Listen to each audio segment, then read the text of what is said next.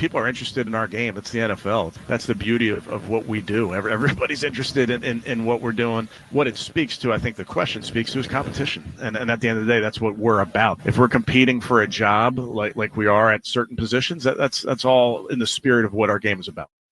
That's Kevin Stefanski. He's not bothered by the QB question. Zach Jackson has plenty of questions. He'll join us at 8:02. We'll ask him about one quarterback in particular. That was Kevin Stefanski on with Baskin and Phelps yesterday at their golf outing. You can hear more 923thefan.com. Tone, you had an observation yesterday right at the end of the show. Yeah, I saw this come in. Cap savings for the Browns. Let's get excited, folks. Post-June 1 cuts of Juan Thornhill. Remember him? Yeah. Dalvin Tomlinson. Remember him?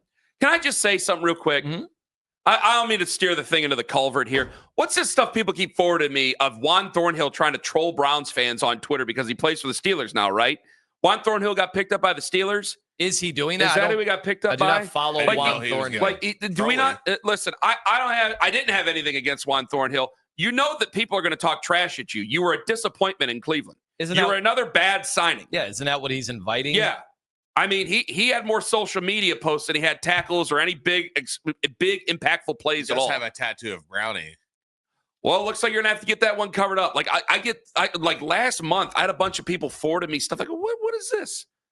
And I'm like, I forgot that Juan Thornhill signed with the Steelers. I know he's got to get his own fan base going, but it's like, buddy, you got to get your career going because you were a massive disappointment here. Go ahead. I totally agree. Thank you. Are people even celebrating that signing there in Pittsburgh? I don't know if they celebrate anything that isn't a new quarterback anymore. I have no idea what they celebrate over there. All right, so after those two post-June 1 cuts, the Browns now have $21.4 million in cap space. Folks, anybody better at manipulating the cap than this regime in the NFL? I would say no, Tone. Is that what you wanted me to say to you? I'll say what you want me to say, so it sets you up perfectly. So go ahead.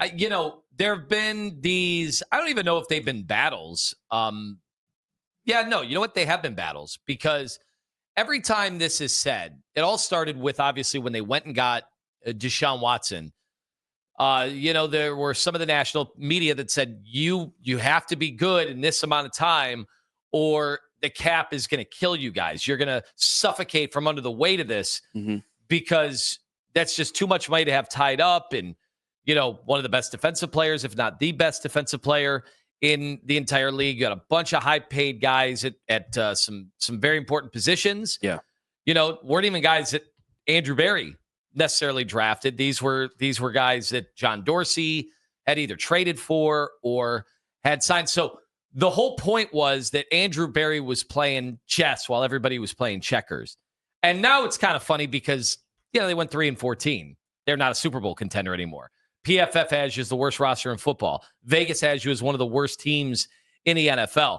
But I did see some people yesterday still taking some victory laps over arguments 3 years ago that can't be possible. About the Andrew Berry advantage. That can't be possible.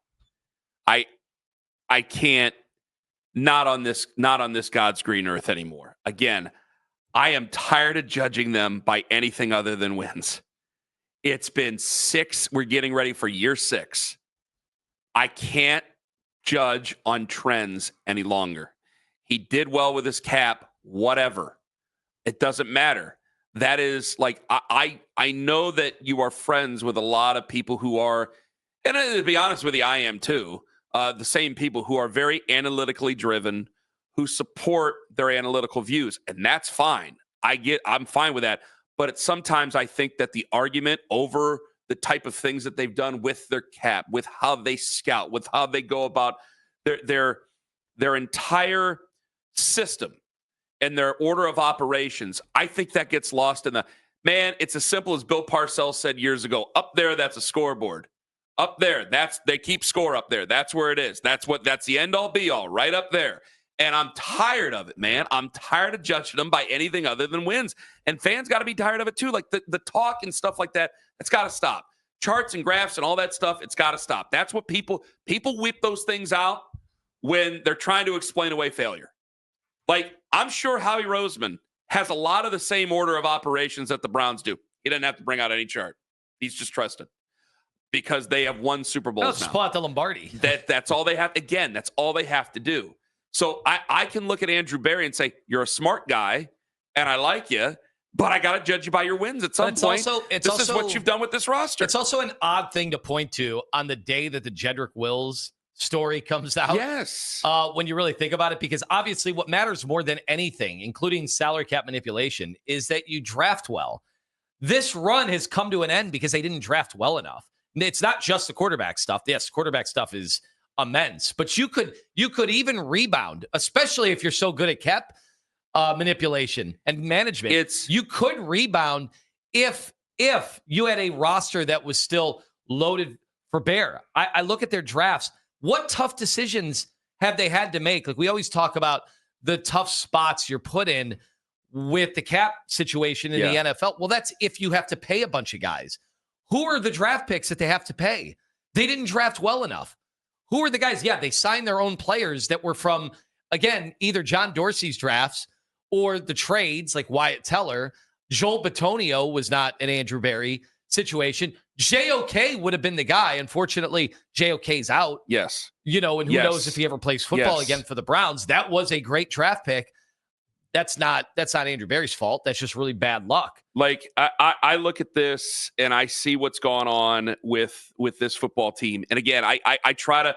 I know you get real tired of the Eagles comparisons and stuff like that. I just go from the very best to where we're at. You can't. People roll their eyes. They're trying to be like the Eagles. Like they are cut from the same cloth. His brother works for the Eagles. He used to work for the Eagles. I get what you're trying to do. But when push comes to shove, you're just not making the same decisions in the end that what the Eagles are able to do. Now, they have some flexibility. They have a quarterback that we know is not the tippy top of what the NFL quarterbacks are. So he's not paid at the tippy top of what NFL quarterbacks are, even though he's a nicely paid quarterback. But when you get a system going, and he's got 6 years now going into this, you have time to get a bit of a system going. When you get a system going, it's easier to let some of these guys go. When you talk about the Browns have signed their own guys, it's not a tough decision because you haven't had a lot. Like I look at the Eagles. Milton Williams goes. The Eagles are fine because they know they have guys who they can install. Josh Sweat goes. The Eagles are fine. They've drafted guys who then they will insert into the starting lineup, and they have full faith and confidence that those guys are going to be able to fill the bill on their defense. With us, we hold on to these guys like grim death. Let's call it what it is. I mean, Joel Bitonio is going to be playing. Hopefully, he'll be able to have a full tank by the beginning of the year. But I'm going to be worried about his health halfway through the season, I'm sure. We're talking about the end for Joel Bitonio here. Where's your replacement that everybody is feeling good about? Zach Zinter is coming off a major injury. You had to put him in a different position because of injury there. I have DeJuan Jones, who looks really good right now, but I'm worried about his future because of the injuries that have ended his first two seasons. Like, you can go on and on about this. So we can be champions posing over money saved when it's not our money. That's the only thing that we have to hold on to because the rest of it hasn't been that good. Again, you're 3-14 last year. You have nothing to brag about. And coming off a playoff appearance, let's go back into last year's offseason. Okay, with all the savvy cap manipulation, what were the big free agency signings? And again, we know you don't want to build your team through free agency. That's never the best idea in this sport. But if you're saying that was your Super Bowl window, you're coming off a playoff appearance, you feel like you're not that many pieces away. What were the free agency signings? What did they do with all the cap space? I just got done that complaining the genius was able to secure. What time period are you talking about? I'm talking about after the Flacco run. What were the big free agency signings? Quentin Richardson, which I liked, and then that thing went straight to hell. I'm going to have dead air because I can't think about it right now. They didn't. And again, you don't want to build your team through free agency. You got to do it in the draft. Quentin Jefferson. I said Quentin Richardson. That's where I was having a brain fart. Sorry. I like that, and I can't even say his name right now. Well, it just goes to show they didn't have it. No, and they never got the top the prizes. Remember, they were always getting like the sixth defensive end, right? Well, they weren't getting the top. Yeah, but if you part of that was it the cap? I don't know. But in the end, the whole cap space thing seems like a silly thing that we argued about. For what reason? They signed all their guys and then went 3-14. Maybe they weren't worth signing. Yeah, because we were trying to find the happy. We were trying to find something happy in the past. And when this station started in 2011. I was a champion of cap space. And oh my God, look at the hundreds of millions of dollars we have in cap space. You didn't have to pay a quarterback. Well, now you pay a quarterback that's he's not going to be available to you this year. You have to pay that guy. And I understand, well, they're such wizards and it's only going to cost you $1 million. Again, where do we finally say the buck stops? Where do we finally say it? Because all this, you have to admit, this regime, it's gone from blame to blame to blame to blame over different failures over the course of time. There's been little successes. There's been 2 playoff appearances, and I'm happy to have 2 playoff appearances, but I think any NFL fan would demand more and would want more to at least get to the playoffs, to be a contending team over and over and over again, instead of whatever the plan has been, because you've had a couple of successes, but a whole lot of things where, okay, this year it was Baker's fault. Okay, this year it was the offensive coordinator's fault. But, this year it was our quarterback was suspended. Okay, this year was our quarterback was hurt. Okay, this year was, what is it? What is it? Well, it's eventually going to be like, hey, you know what? You won this many games and you get to stay. Or you lost this many games and I'm sorry. It's got to come down to that at some point. I think that's the base of a lot of frustration for a lot of Browns fans. Where is it where the winning, where I know it's supposed to be the most important thing, but where is it? When are we going to get to that line? It has to be this. And remember this, I'm not asking for the world, and neither are you. I'm on record many times. You win 7 games, that's much better than 3. You have a tough schedule. Everybody's terrified of the schedule. So if you win 7 games, I'm not saying you're fired. You've over doubled your win total from 2023. That's not asking for the world. In fact, some people would say, Kenny, that's pretty sad. Fair. Yeah, that I'm only asking for 7 wins to make sure everybody's safe. If you think that's sad, I don't have a fight. Because there's so many times where you ask me, Ken, can you make a case for Andrew Berry right now? And I go, I'd rather not start the upheaval before. But as of right now, you're looking at 2 first-round picks next year, and you're looking at probably still another quarterback. Are you going to trust that guy to make that choice? More than likely not. So wins are going to have to factor in the most in anything, because we're just at the end of it. Me was keeping him. Now, you've got to the point where I've went from confidence in him to I want to hold on to him because I don't want to start the clock early on somebody when they're starting behind the 8 ball. And you go another year, if this just goes belly up, you get another year clear of the massive contract that you have to clear, which we all know what we're talking about. Coming up at 8:02, Zach Jackson going to join us on the show. Had some strong commentary Friday about the other Browns rookie quarterback. And Sam Monson going to join us from the Check the Tape podcast.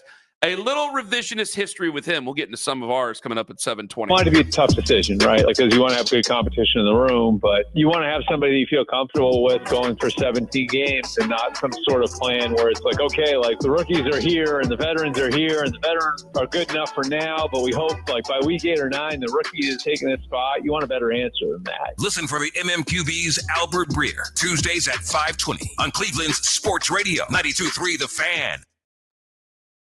Pleased with the work that the guys are putting in, competing like crazy, which is the fun part for us. Phase 1 and phase 2 of that offseason program can get monotonous for players and coaches because you can't do some drills. You can't have a team drill. You can't have a 7-on-7 drill. So they're chomping at the bit when it is finally time to put the ball down and say, okay, offense, you're up, defense, you're up. Kevin Stefanski, he was with the boys, Baskin and Phelps yesterday. Hear more of that, 923thefan.com. Zach Jackson coming up in just 1 hour from now. He had some strong commentary about the other Browns rookie QB. And are we shortchanging Joe Flacco, or could we be just wasting our time with him on the roster? That coming up with the great one, Zach Jackson, coming up at 8:02. Kenny, real quick, I was irritated with something yesterday. I'm sorry. Go right on ahead. That, of course, Stefanski goes up to the first tee. Daryl's taking video. You've got all the media taking video. Guy has an awesome golf swing. And you're just like, oh, he's good at golf. So he gets to be a millionaire head coach in the NFL, and he's good at golf too. It bothers me because I just wanted to be good at golf, and it never happened. And now I'm in retirement. You're better at golf than you say. No, I can't play like country club golf like he can. Just step up to the tee, You got cameras around you. You know how hard it is with people filming you to be able to step up to a tee, first shot of the day, and it looked like he crushed one. It looked like he crushed one 270 yards.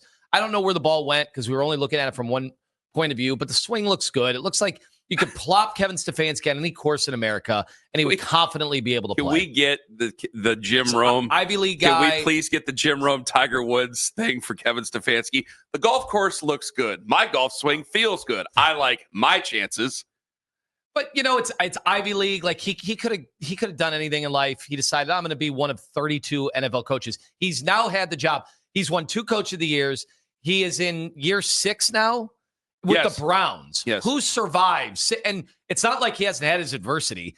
Who survives? So wait a minute. Are you making an argument for everybody to stay here for me because based on golf swings or what is it? It's just some guys just living the blessed life. Just living the blessed life. It's amazing. I think he's gotten a little grayer since he got here. Oh, he has, but I don't know if It's been 6 years. I think there's been a lot of pressure on him. I don't know how blessed it's been. But that's the thing. Does he look any worse? Like I mean, ultimately, no, but he's a handsome man naturally. Gray. Look better. I think women like the gray with him. It's veteran. I know it because I know I can trust him because it's natural. Again, Ryan Day, you color that beard to the point where like they're making jokes. It looks insecure. There's like inside jokes. Kevin doesn't look insecure. Now, yeah, Ryan Day's won a national championship. Yes. You would think Ryan Day's like, all right, like right after COVID, a bunch of guys were like, this is the real me. I know a bunch of guys that just said, I'm done. I'm done dyeing the hair. I'm going to show my security. Go full Roger Sterling after the national championship. Yeah, you win the national championship, the next day would have been hilarious. Yes. He's like, okay, monkey's off my back. But like Coach Krzyzewski, and yes, I know, very successful guy. Some of you guys pray at his altar. There ain't no way that hair was jet black for that long. There's not a chance in hell. And I'll tell you what, Kevin, at some point I trust him because there's definitely gray in there. Right. I feel like you can trust a guy more who just said, that's it. This is me. I like it when some of those guys, it makes it interesting to have a conversation off the air more. All right. See, now you're going to bog me down because it's like, what?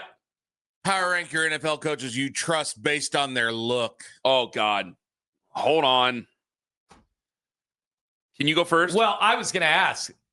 Like Sean McVay, I bet you some people don't trust him. I don't trust him. Because he's too pretty. I don't trust him for a multitude of reasons, but his look's one of those. He remembers too much stuff. Don't trust him. I don't trust Mike McCarthy based on his look, and you think I would. Because, again, the bowl of mashed potato stuff, that whole thing. All right. Well, I trust. Not to mention, he had one of the biggest lies in recent NFL history. Yeah, I went into the lab to learn analytics. Are you talking to me? Are you talking to me like as people like, hey, this guy he's not going to double cross me here? Yeah. Oh, okay. This is easy then. I got to tell you, Kevin, number one. Of course. Brian Daboll looks that way, but again, there was a dad of a former quarterback here who loved to talk about him. So, no, he's not in the top That's 3. Some great analogies, didn't he? Yeah, he had a few. Help me, Tone. Pick, not Kyle Shanahan. That's for damn sure. I'm getting all these other coaches from like 1936. I don't care about that. I got to see their faces. Go, Tone, pick, go now. I feel like Mike Tomlin. Dan Campbell, he's earnest. You can trust him. Dan Campbell, he's earnest. Mike Tomlin's number 3. There you go. That's fair. No, Mike Tomlin's been doing it longer. Kevin, Mike Tomlin, Dan Campbell. That's it. Can I give you the one argument I thought of for Andrew Berry? Yes, we went to break, and I basically said, hey, the one thing. 2. I got 2 arguments off the top of my head. Okay, now. the one thing that Andrew Berry, you're supposed to be able to champion for him is the salary cap work. But now, coming off 3-14 and not having any great draft picks to have to re-sign, like what's the one thing that you can truly say, hey, I know with Andrew Berry, this is what I have. I will say this. This is our advantage over the rest of the NFL. One, I think that myself and many people, we wanted him to work out. Now, I like John Dorsey a whole bunch, and it was a mess with how that all ended. I know that. But I wasn't championing him being let go. I knew he made a terminal mistake with hiring Freddie Kitchens. Oof. And I knew that that's what did him in. But at the same time, I didn't want to just celebrate him going, even though a lot of people did because, the whole real football players comment, which, again, the best organizations, they mix them both. They don't just go from one extreme to the other, which is technically what we tend to do at times here. I think that there are people who really like Andrew Berry and they want to be right. And so it's, as you said, eventually in an argument, someone will be right and wrong and it'll flip-flop because time changes everything. And if you're wrong now, you'll end up being right later. Or if you're right now, you'll end up being wrong later. And I think a lot of people just want to be right. The other thing is I hate change of these things. There is no fun. Like, head coach search sucks. Head coach search radio sucks. Quarterback's actually fun. Quarterback's a blast. Yeah. To look for your first-round QB, I'll admit to you guys, it is a lot of fun to watch on Saturdays, to be able to take little notations on what they do. And I'll do that. I guarantee you I'll do that. You got the new kid who's over there at Indiana who used to be at Cal. Mendoza. I'm going to be sitting there and making little notations here and there. Lenore Sellers, hey, this is what I saw. This is what I saw in the Clemson game in the Palmetto Bowl at the end of the year. Like, there's a little thing. That's a blast. Head coaches, no, that sucks. And what sucks even worse is new general manager searches. That sucks because there's so many of these guys. It's just their time. They become general managers, and you really don't know at the end. You don't know what their decisions were and what their decisions weren't. Yeah, you don't know much who they about really them. Liked and who they didn't like. You got to rely on reporting. You got to rely on other people and what they're saying. And in so many times, and there's a lot of these guys out there that you will hear from the usual names, glowing things. Yeah, because who do you think's given the usual names the things that they know and are putting out there? So you'll see that, and you don't know what to trust. I hate looking for new people. So I want Andrew Berry to be successful. I just haven't seen very much success that warrants, after this year, if they were to turn in another 4-win season or 3-win season or God knows what, like, I don't know what would actually warrant him staying. And then you know what? I said, like, 7 wins, they're all safe. I don't want to hear it. Okay, but they could win 7 games, and it could still be apparent to a lot of people that they need a quarterback because they could win 7 games with Joe Flacco. Well, Joe Flacco's not going to be here for very much longer. They could win 7 games with Kenny Pickett and Joe Flacco, and both could look middling. And it's like, hey, you're not even good. You're in the middle of the road. You're going to have to take a quarterback. Okay, do I trust Andrew to make that choice? To use 2 of my first-round picks? Because if you're picking, if you're getting the 7 wins, you're not picking at the very tippy top. So now I have to talk myself into trusting him again, and that's going to be an uphill battle with everybody. So I can't even guarantee that. I can't do it. So I want him to be successful because I'm tired of arguing about it.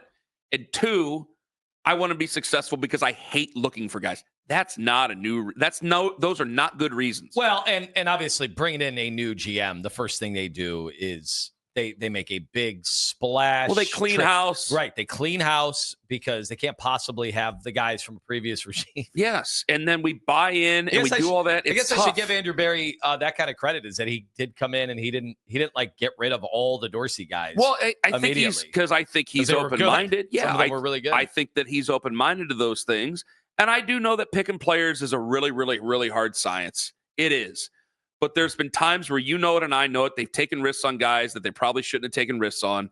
There were guys that there have been problems before. There were guys that just didn't work out. They do have blind spots for certain positions, and he has certain blind spots for certain positions. But damn it, when you're bringing up salary cap excitement and, well, we saved this much money this year, I'm like, who the hell cares? Who cares? We're talking about building new stadiums here, and all I keep hearing about is the cost of this and the cost of that, but at the same time, we're all excited because they save money on the cap. I got to get some wins. At some season, it's got to matter what the final scoreboard said. 8 o'clock, Zach Jackson on the show. I don't think it's a rivalry, even though you hate him. I got to get that off my chest at 7:22. And you ready for some good old-fashioned revisionist history, Tom? Oh, it's my favorite. That's coming up 7:30 on the Fan. A rivalry. All right, do your Baker revisionist history. I saw it yesterday, and I'm so intrigued. And part of it came from Sam Monson, who's going to be on with us later in the show, about Baker Mayfield. And obviously, we know now we don't have to debate anymore about whether or not it was a good move to go get Deshaun Watson. But the other part of that move was saying goodbye to Baker Mayfield. Mm-hmm. And for some reason, maybe it's just an offseason topic that came up. It was brought up over the last 24 hours that, yeah, going after Watson, clearly a mistake, but that they didn't have to. They didn't have to get rid of Baker Mayfield to begin with. And I thought to myself, like, how are we forgetting some pretty obvious parts of that Baker Mayfield saga that led us to where we were in the first place? Okay. Like, obviously, we sat here and I think you were on the same page with me at the time when he got injured that final year. Like, I thought he cost himself a bunch of money. I said it at the time. Now, fortunately for him, I think he cost himself the real leadership of the team. And I don't. And by the way, I disagree. I don't think he made all that money back. I don't think he did. Because remember, we were talking about 250 to 300 million, and that Jason wrote it in the Athletic. So don't even start coming after me on that. We're talking 250 to 300 million dollars of the contract that was rumored that he wanted. See, at the time, so he didn't make that back. No, but I don't think he was getting that money. I was talking about the 30 million a year that maybe they could get him, and he has. He's gotten it back and then some. With this nice resurgence where he's admitted he's a different player, he's smarter, he's evolved, he's more mature, family life, all this stuff, all the buzzwords. But I don't know, people around Baker say he has really changed. So I do think sometimes you can actually believe what's coming out of an athlete's mouth, and maybe Baker, this is one of those instances. But I point to when we decided to get rid of him and how contentious it got at the time. The Baker wars were in full effect. And not to mention, yeah, he was coming off an injury that either messed with his head or messed with his mechanics. Either way, he was one of the worst quarterbacks in football that following year when he was in Carolina. Mm-hmm. So, look, the whole league had a chance to go after Baker Mayfield if what people are saying now was the case, but it wasn't. He was considered damaged goods, and people were wondering about his viability in the NFL. He's proven all of those people wrong down the road. But at the time, we can't act like that wasn't the obvious, state of affairs when it came to Baker, that he was struggling, he was injured, and we were starting to wonder, could he read defenses? Like, was he panicky? He was having trouble in the pocket. The book was out on him at that point. And that's why not only was he available for anybody that wanted him, and what eventually became a 6th-round pick, that became because of the way the trade was structured. Yeah. He went to Carolina, and he was terrible in Carolina, and he was on his last legs in the NFL before finding Sean McVay and finding the situation with the Rams. So do you want me to answer? Did we forget all of that? No, but I think it would have been a little bit different. Can I explain when we come back? Yeah. All right, 216-474-0092. How would things have been had the Browns kept Baker? Because Sam Monson posed this, and he will join us at 9:01 on the Fan. Because you wanted to do, Sam Monson did some revisionist history, and he'll join us at 9:01, formerly a PFF, now with the Check the Tape podcast with him and Steve Palazzolo, also formerly PFF. And you would ask me, what if they would have held on to Baker? Yeah. My theory is this. I think it would still, there was a lot of tension at that time. And I thought in that 2021 season, he did a lot to cost himself, not just with money. I thought he cost himself a lot of trust within the locker room. I mean, you want to talk leadership. I thought he had it in the palm of his hand. And I think he lost a lot of that because I think that, and I know that to some of these players, that line became blurred of, do you really want what's best, or are you just trying to get paid? And again, when you are asked so many times whether or not your quarterback's bad, you're going to start to resent that QB. It's happened with every Browns quarterback that we've ever put any faith in. The teammates start getting asked if they think he's bad, and at first they're good with it, and they do the right thing, and they answer, and over time, it starts to wear on a teammate. And it does. It's done it with Deshaun Watson since, and it did it with Baker Mayfield in 2021. Had they held on to Baker, all right, he wouldn't have been as bad as he was in Carolina. He looked lost at times in Carolina. I think that Kevin Stefanski has proven he's a better offensive coach than Matt Rule at the NFL. He wouldn't have been as bad. Would he have accepted a deal that was worth $100 million? Yes. Would we be arguing right now? Would we ever be as bad as 3-14? Absolutely not.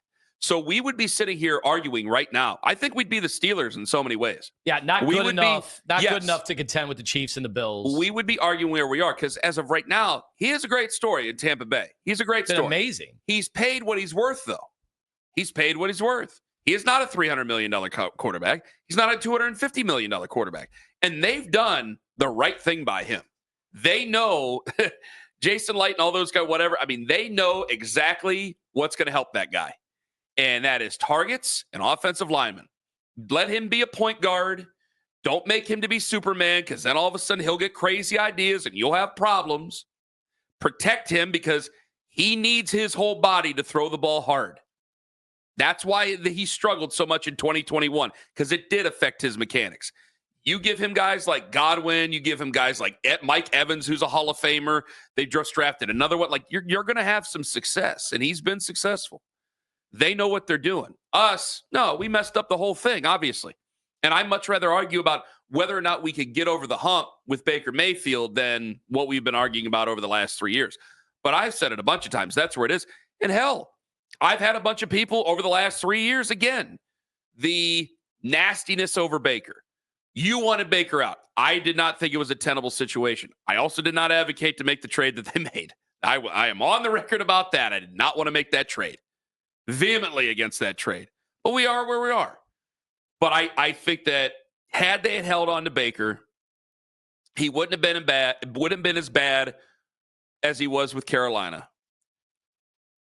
I don't think it would have came to a head with him and Kevin Stefanski. He has a way of working some things out with some guys, somehow, some way. I think it would have worked to a degree. I don't know if it would have got them to the promised land. He was so embattled throughout that season. And by the way, they're not just criticism for Baker there. I mean, the team as well. I was calling for them to shut him down. I thought. I don't think you were the only one. I thought I can tell you I was earlier than most because I said it and I was getting crushed. People are like, you gotta let him gut it out. You gotta let him do this. I'm like, well, he's hurting the team and he's also hurting himself. Like nobody was saving Baker from himself at that point. Cost them a ton of money. And then, they got wandering eyes. They were like, all right, we've got a team that's ready for the Super Bowl, but right now our quarterback is banged up and nowhere near good enough to contend with Chiefs and Josh Allen and what I guess we were talking about Lamar Jackson and Baltimore at that point. So we have to pounce. We've got and who's available. That's not all that dissimilar from what the Rams did because we talked about the Rams at the time. They said goodbye to Jared Goff because he was good, but he wasn't good enough. So what did they do? Which they were like, we've got to get a guy that was elite. Which blows my mind. And this is something that every fan should always wonder for like the future. Because, you have what you and I, but people don't want to believe it, but you and I and Jason certainly aligns with it and a couple other people. Is I don't think that the ownership group was keen on just moving on from Baker Mayfield. I think that they remember starkly what 2016 and 17 was, where there was very little fan interest to begin with. And I don't think there was a passion around the Browns. Good, bad, ugly, whatever it was. There was a passion around Baker Mayfield and the Cleveland Browns. I think that they found themselves in a desperate moment. I look back at it and I think you've been so tough with all these other players about wanting trades. The latest one with our Hall of Famer. About guys requesting trades, demanding trades. You've been so tough to the point of just putting your fingers in your ears and closing your eyes. And somehow his behavior or his reaction to all this is what necessitated being so desperate to go out and get Deshaun Watson. That's something I won't understand. I won't understand it because they can say whatever they want and people can make up whatever they want. You know damn well the facts of the matter. They were the first team out at 10:30 on a Thursday. When it came to Deshaun Watson. He didn't want to be here. I don't think he wants to be here. And I look at it now and I go, well, Baker Mayfield is in greener pastures in Tampa Bay. And I don't think that, I looked at the other drafts. He would have been good enough where there definitely were going to be conversations about, could you get this guy? Could you get that guy? Do you want to take a swing at this guy? I don't think you'd ever be truly like out of the woods, but he'd be your quarterback. It would just be a question of how far can you go? And I think there'd be people getting in every day about how far they can go. If he had the year he had in Carolina or anything like it, and again, he was coming off the injury, then they would have moved on. I think they would have moved on anyway. Yes. I think that's the one part that's being forgotten. They probably would have moved on from everybody. And that's even if they signed him to kind of contract. They, especially with their cap manipulation skills, they would have been able to get out of it. The other part of this, I do wonder when it comes to teams, and this is a broader philosophical question we get in all of sports. Sometimes I wonder if teams should just never really be aggressive.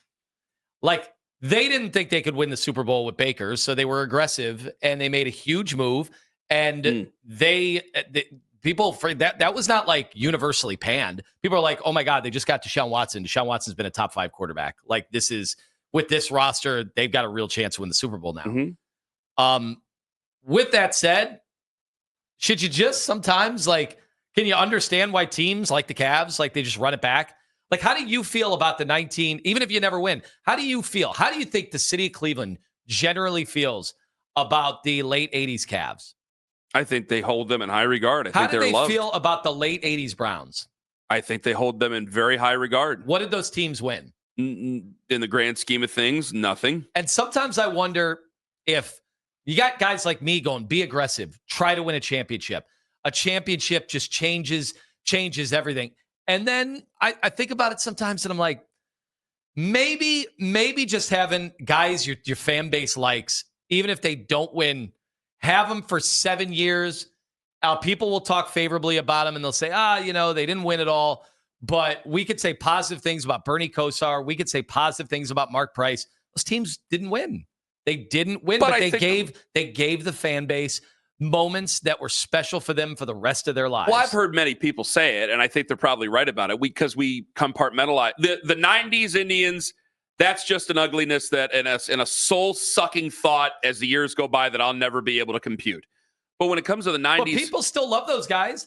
Yeah, I do. They do. But there's when I think of the 90s Indians, Jim Thome left, Albert Bell left, and fans still love them. There's genuine hurt there. I have compartmentalized, and I think a lot of other people have, the 80s Cavs and Browns. It's like, all right, you lost to the Broncos, but the Broncos went out and got hammered in the Super Bowl, so at least we didn't go out and get embarrassed in the Super Bowl. That is not the best thing to admit, but I think that's where some people have compartmentalized where the Browns are. For the Cavs, it's like, hey, you ran into Michael Jordan. Everybody runs into Michael Jordan. Charles Barkley's on TV. He ran into Michael Jordan plenty of times. There were plenty of problems there. Like, you rationalize it in so many ways. The Indians of the 90s, I can't rationalize. I'm sorry. It still hurts. It is a definite pain because of how that went down. But I still have so many fond memories from that run. I have fond memories from that run, and that's what makes it more painful that I looked at a lineup that loaded with that many guys hitting around 290 or over 300 at that point when batting average mattered. And with that many stars, you lost to the Marlins. And then Colorado beat the Marlins yesterday, and a lot of people are out of money, apparently. 216-474-0092. No, I looked at the revisionist history. There's a lot of things that could have played out. If he wouldn't have been successful in 2022 coming back, if he wouldn't have been successful there, I think everybody might have been ushered out. I think it might have done that way. He might have came to his senses. He might have played on the option. It came to his senses. Signed a deal of what he's worth right now. I think right now we would be having arguments of can 10-7, 11-6, can we ever get above Allen? Can we ever get above Jackson, Mahomes, those guys? And that's a hell of a lot more fun than anything else we've been arguing over the last 3 years. I don't think anybody can fight that.